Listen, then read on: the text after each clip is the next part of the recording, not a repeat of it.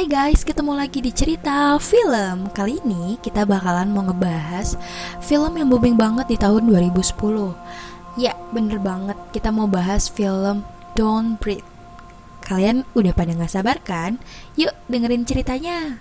Film ini adalah sebuah film thriller yang cukup menegangkan dan dirilis pada tahun 2016. Secara garis besar, film ini menceritakan sebuah kelompok kecil pencuri yang hendak mencuri di sebuah rumah yang dianggap mudah karena penghuni rumah tersebut hanyalah seorang lelaki veteran yang tua dan juga buta. Tetapi mereka menemukan sebuah kejadian horor bagi diri mereka sendiri karena laki-laki itu adalah seorang psikopat yang mengerikan. Dan kini perjuangan pencurian mereka pun harus berakhir dengan perjuangan untuk mempertahankan hidup mereka sendiri. Kelompok pencuri kecil itu terdiri dari 3 anak muda, yaitu 2 laki-laki dan 1 perempuan, yakni Alex, Moni, dan juga Roxy, pacarnya Moni. Pencurian terakhir yang telah mereka lakukan berlangsung dengan sukses. Mereka tidak mencuri uang, melainkan mereka hanya mencuri barang-barang yang bernilai tinggi. Tetapi, sialnya aksi mereka berakhir. Mereka jual dari mencuri dinilai rendah oleh seorang penadah. Dan penadah itu memberikan sebuah saran untuk mencuri uang saja di sebuah rumah. Rumah itu dilengkapi oleh sistem keamanan yang dipunyai oleh ayah Alex, sehingga Alex dianggap akan mudah membobol sistem keamanan rumah tersebut. Rumah itu pun terdapat di area yang terpencil dan dihuni oleh hanya seorang laki-laki bekas tentara perang Teluk. Kabarnya lelaki ini mendapatkan uang damai dari keluarga kaya, di mana anak perempuan dari keluarga kaya ini telah menabrak mati anak perempuannya. Lelaki tersebut dan uang damai ini diperkirakan sebesar $300.000 dan tersimpan di dalam rumah tersebut. Pada awalnya, Alex menolak untuk melakukan pekerjaan pencurian ini karena Alex mengetahui percis hukuman yang bisa mereka dapatkan apabila mencuri uang. Tetapi Roxy memintanya untuk menolongnya sekali ini saja karena masalah keluarga yang dihadapinya. Roxy berjanji pada adiknya akan membawa ke California meninggalkan permasalahan keluarganya. Siang itu juga, Roxy, Alex, dan juga Moni mensurvei rumah terpencil tersebut. Di dalam mobil Roxy, ia menjelaskan tato kepik yang berada di tangannya. Beberapa kepik tersebut membuatnya merasa aman dari keluarganya yang hancur. Alex merasa simpati dan berjanji akan ikut bersama mereka setelah pekerjaan pencurian ini selesai. Moni datang ke mobil dan membeberkan hasil pengamatannya. Rumah tersebut berada di dalam 4 blok yang sama sekali tidak ditinggali untuk hidup, sehingga polisi tidak akan berpatroli di wilayah tersebut. Selagi mereka berbincang-bincang, tiba-tiba ada anjing yang menerjang mobil mereka. Si pemilik anjing tersebut ternyata adalah pemilik rumah sasaran pencurian mereka. Dan mereka kaget, ternyata lelaki tersebut ternyata buta. Hal inilah yang membuat mereka yakin akan berhasil dengan rencana pencurian di rumah tersebut dan sepakat akan melakukan aksi mereka pada malam itu juga. Tepat jam 2 malam, mereka pun kembali ke rumah tersebut dan siap melakukan aksinya. Pertama yang mereka lakukan adalah membius anjing sama pemilik rumah. Mereka masuk melalui pintu samping rumah. Dan Rocky lah yang pertama kali masuk ke rumah melalui satu-satunya jendela yang tidak beruji. Setelah masuk ke rumah, Rocky harus dengan segera menonaktifkan alarm dengan remote yang telah diberikan oleh Alex. Setelah mereka bertiga di dalam, mereka membuka sepatu dan menyebar untuk mencari uang yang telah menjadi sasaran mereka. Moni menunggu di tempat tidur lelaki penghuni rumah untuk membiusnya dengan menggunakan bom asap buatannya. Ternyata lelaki buta itu bangun dan mencoba mendengarkan sekelilingnya. Tetapi Moni merasa lega, ternyata lelaki itu buta dan tidur kembali untuk mematikan TV yang menyala. Moni pun melepaskan bom asap buatannya dan segera keluar dari kamar tersebut. Karena merasa aman, Moni mengeluarkan pistol untuk membuka sebuah gembok yang terpasang di suatu pintu. Alex yang kaget melihat Moni membawa pistol memutuskan untuk mundur dari aksi ini dan meninggalkan Rocky dan Moni. Karena menurutnya dengan membawa pistol di sebuah pencurian akan memberikan hak bagi pemilik rumah untuk menembak mereka. Akhirnya, Alex pun pergi meninggalkan mereka berdua. Setelah Alex gagal mengajak Rocky untuk membatalkan aksi pencurian mereka ini, Alex mengambil sepatunya dan segera pergi melalui pintu yang mereka masuki. Sementara itu, dengan menggunakan pistol, Moni berhasil membuka pintu, tetapi ternyata lelaki buta itu sudah berada di samping mereka dan mengetahui ada seseorang di rumahnya. Moni mengancam lelaki tua itu untuk mundur dan menembak tembakan peringatan. Tetapi lelaki buta itu tidak mundur. Dengan sedikit gerakan, Moni berhasil ditaklukkan. Lelaki tua buta itu memaksa Moni memberitahu ada beberapa orang yang ada di rumahnya. Moni menengok Rocky yang dari tadi melihat kejadian tersebut dan mengatakan bahwa hanya dia saja yang berada di dalam rumah itu. Setelah memberikan info palsu, Moni memohon kepada lelaki tua itu untuk mengampuninya, tetapi lelaki tua itu menembak Moni di kepalanya. Moni pun tersungkur menemui ajalnya. Rocky yang kaget bukan main, syok melihat Moni yang ditembak dengan mundur. Perlahan, ia bersembunyi dengan ketakutan di bawah lemari pakaian. Alex yang mendengar tembakan peringatan Moni segera kembali masuk ke dalam rumah. Ia hampir menabrak lelaki tua itu di lorong rumahnya. Sang lelaki buta itu dengan segera mengunci semua pintu dengan gembok dan menutup jendela yang pecah dengan papan tebal. Rocky dan Alex terjebak di dalam rumah tersebut. Setelah menggembok pintu, lelaki buta itu kembali ke ruangan lemari, di mana Rocky bersembunyi. Ternyata, ia mengecek sebuah brankas elektronik di dalam rumahnya, yang terdapat banyak uang. Rocky melihat hal tersebut dan langsung menghafal kodenya. Tak lama, kemudian Alex menyusul Rocky ke lemari pakaian setelah Alex meng-SMS Rocky di mana ia berada. Sebelum mereka pergi, Rocky segera membuka brankas tersebut dan mengambil semua uang yang berada di dalam brankas tersebut. Setelah mengambil uang tersebut, Alex dan Rocky berencana kabur melalui pintu yang telah dibobol oleh Moni dengan pistol. Pintu itu akan menuju ke sebuah basement yang mempunyai pintu keluar langsung di halaman tempat anjing buas pemilik rumah. Belum saja mereka keluar melalui pintu tersebut, lelaki buta itu datang untuk mengambil mayat Moni. Hampir saja mereka ketahuan di depan lelaki tua itu, karena Alex sudah menggunakan sepatu dan menginjak kayu yang longgar.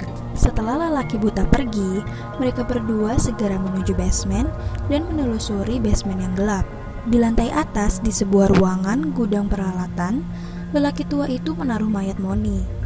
Dan pada saat itu juga, dia keluar dari ruangan tersebut. Dia membaui bau sepatu yang ditinggalkan Moni dan Rocky. Lelaki buta itu menyadari dari sepatu yang ia temui bahwa Moni ternyata tidak sendirian. Dia langsung berlari menuju lemari pakaian tempat brankas uangnya berada. Dan ia menemukan bahwa uangnya sudah tidak ada di sana. Sementara di basement yang gelap, Rocky dan Alex masih mencari jalan keluar sampai suatu saat Rocky terkaget ada seorang wanita yang berusaha untuk menggapai. Setelah menyalakan lampu, terlihatlah ada seorang wanita yang mulutnya ditutup dan badannya diikat oleh tali gantungan yang tertempel di tembok, dan secara tidak sengaja membunyikan bel yang berada di tembok tersebut. Lelaki buta itu mendengar bel tersebut dan mengetahui bahwa ada orang lain yang berada di basementnya. Alex memaksa Rocky untuk meninggalkan wanita tersebut sebelum lelaki buta itu datang. Langkah kaki sang lelaki buta itu memasuki basement dengan jelas. Alex dan Rocky dengan segera bergegas menolong Cindy untuk lepas dari tali yang mengekangnya dengan kumpulan kunci yang ditunjukkan Cindy di dalam brankas lain. Setelah melepas Cindy, mereka bertiga segera berlari menuju basement yang tersambung ke halaman belakang. Merasa lelaki buta itu berada di belakang, Alex dengan cepat segera mencoba semua kunci gembok yang mengunci pintu basement. Akhirnya, Alex menemukan kunci untuk membuka gembok tersebut dengan segera membukanya.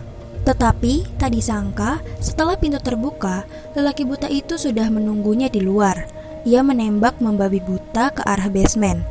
Peluru juga mengenai Cindy di pipinya. Cindy jatuh mati di lantai basement. Lelaki buta itu menyadari bahwa ia membunuh Cindy. Dia menangis dan marah atas kematian Cindy. Terjadilah kejar-kejaran di basement antara Alex, Rocky, dan lelaki buta itu. Rocky dan Alex terkepung dan tidak tahu arah karena lelaki buta itu mematikan lampunya. Nyaris nyawa Alex melayang karena lelaki buta itu menangkapnya dan menembakkannya pistol kosong yang ada pada kepalanya. Alex berhasil kabur dari lelaki buta itu dengan menjatuhkan lemari peralatan ke arah sang lelaki tersebut. Tetapi, kagetlah mereka setelah di atas. Anjing buas lelaki buta itu sudah menunggu mereka dan siap menerkam. Rocky dan Alex segera berlari ke kamar atas, dan mereka terjebak di sana di antara kejaran anjing buas dan lelaki buta. Roxy berhasil melarikan diri melalui sistem ventilasi rumah yang hanya bisa dimasuki oleh tubuh kecil, sedangkan Alex terlempar keluar jendela oleh terjangan anjing. Dan dia mendarat di atap kaca dapur. Kabur melalui ventilasi tidak membuat Rocky aman. Anjing buas tersebut ternyata mengikutinya memasuki ventilasi. Karena merasa terjebak, Rocky akhirnya menjatuhkan diri ke sebuah lorong ventilasi yang tinggi. Alex yang jatuh di atap kaca ditembak oleh lelaki buta itu dari atas mengenai perutnya. Dia pun segera jatuh ke dapur setelah atap kaca yang ditidurinya pecah. Dengan tertatih-tatih, Alex berusaha menyalakan alarm. Tetapi sebelum mendapatkan alarm, lelaki buta itu sudah kembali di hadapannya. Dia menembaki Alex, dan Alex terpaksa kembali terpojok. Kali ini terjebak di ruangan pelaratan di mana mayat Moni berada. Lelaki tua itu mengetahui Alex berada karena mendengar rintihan kesakitan Alex. Alex yang menyadari lelaki tua itu mengetahui keberadaannya, menyiapkan dirinya dengan linggis dan memukul tangan lelaki buta itu sesaat mau masuk ke ruangan. Pistol yang dipegang lelaki itu jatuh, tetapi tetap walaupun dengan tangan kosong, lelaki buta itu bukan tandingan Alex. Lelaki buta itu menghajar habis-habisan Alex. Alex lemas, tak berdaya, dan pada akhirnya lelaki buta itu mengambil gunting rumput dan menusukkannya ke perut Alex. Setelah menghabisi Alex, kini sang lelaki buta pun mendapatkan Rocky yang terjebak di ventilasi udara rumahnya. Ia mengejar Rocky dan mencekiknya hingga pingsan. Beberapa saat kemudian, Rocky pun tersadar. Dia mendapati dirinya terikat di tempat Cindy. Dia diikat dengan tali yang menempel ke tembok. Lelaki buta itu di sana, duduk menunggunya sadar. Rocky meminta lelaki buta itu melepaskan dan berjanji tidak akan mengatakan kepada siapapun bahwa dia menculik Cindy. Kemudian muncullah percakapan psikopat dari lelaki buta itu. Dia menjelaskan bahwa benar, Cindy-lah yang membunuh putrinya. Tetapi menurutnya adil apabila ketika Cindy bertanggung jawab akan hal itu.